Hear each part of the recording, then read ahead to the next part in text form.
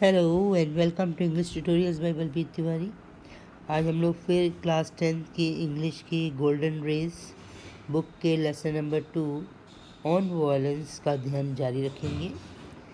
और पिछले वीडियो में हम लोगों ने पढ़ा था कि ऑथर यंग बच्चों को ये कहते हैं कि अब आपको ही चुनना है कि आपको कौन सा रास्ता पकड़ना है, कि वॉयलेंस का साथ देना है, कुछ नहीं करना, इतनी अच्छी ज़िंदगी में छोटा सा छेद बना के उसमें रहना है, लोगों से लड़ना है, या वॉयलेंस के ख़िलाफ़, जो समाज है जो वॉयलेंट हो चुका है उसके ख़िलाफ़ खड़े होकर समाज को बदलना है।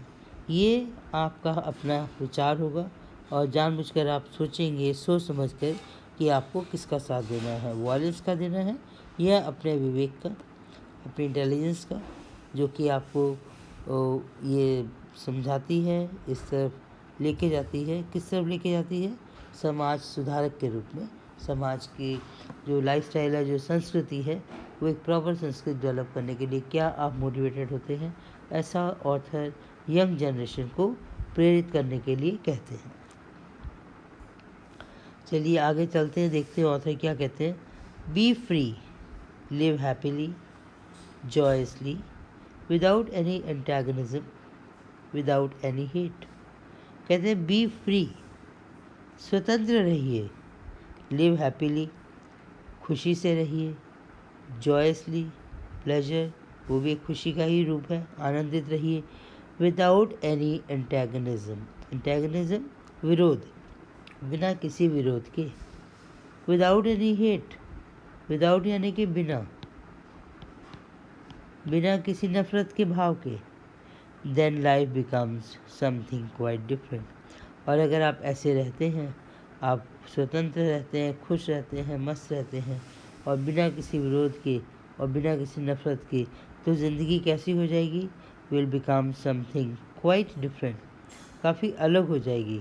Then life has a meaning, और फिर ज़िंदगी का एक मीनिंग है।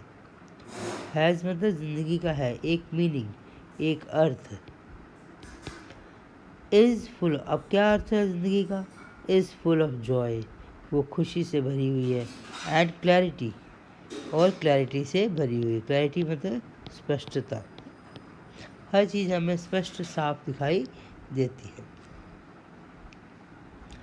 लेखक पूछते हैं हमसे, when you woke up in this morning did you look out of the window? ये प्रश्नवाचक चिन्ह है।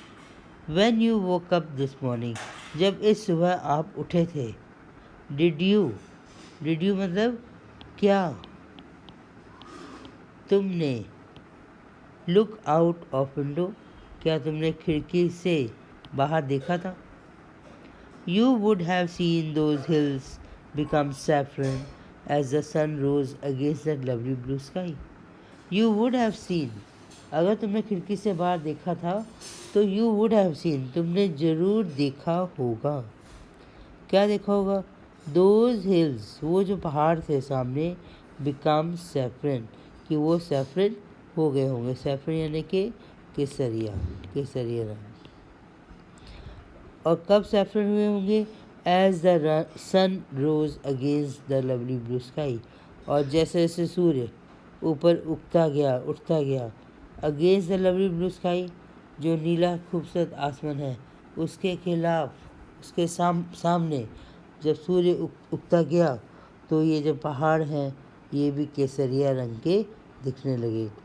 And as the birds began to sing, और जैसे पक्षी ने शुरू कर दिया था, बिगैन मतलब शुरू किया था, टू सिंग गाना, एंड अर्ली मॉर्निंग कुकूज, और जो प्रातः काल सुबह की जो कोयल है वो उसने कू किया होगा, कुकी होंगी वो।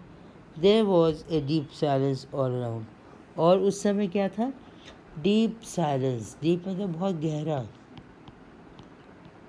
साइलेंस यानी कि शांति, बहुत गहरी शांति रही होगी all around.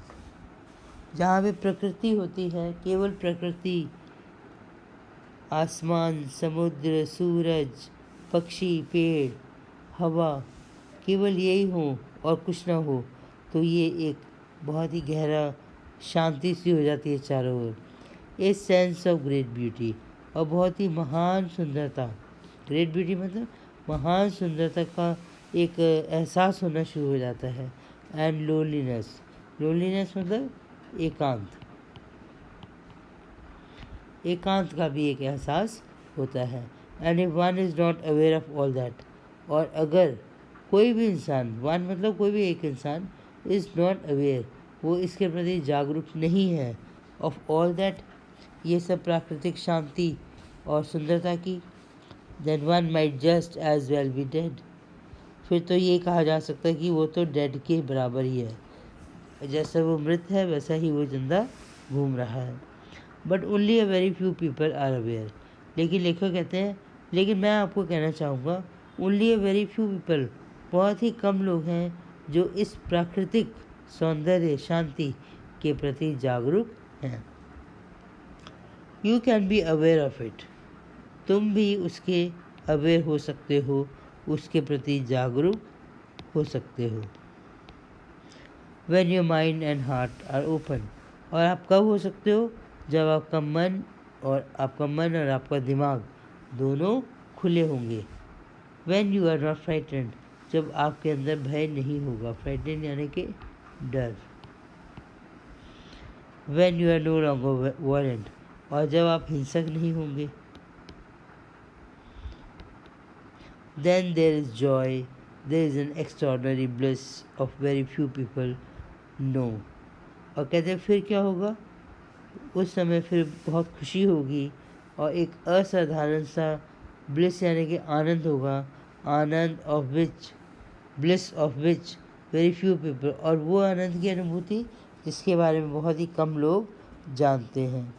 And it is part of education, और ये शिक्षा का ही भाग है, to bring about that state in the human mind, कि इंसान के दिमाग में, ब्रिंग अबाउट मतलब लेकर आए, वही भाव इंसान के दिमाग में ले आए जो कि ब्लिस के हैं और खुशी के हैं। इसी के साथ ही हम इस वीडियो को यहाँ समाप्त करते हैं। इसमें हमने देखा है कि जिस इंसान के अंदर प्रकृति को महसूस करने के गुण होंगे वो ही एक आनंद की अनुभूति कर सकता है। Thank you very much for being with me. Have a nice day.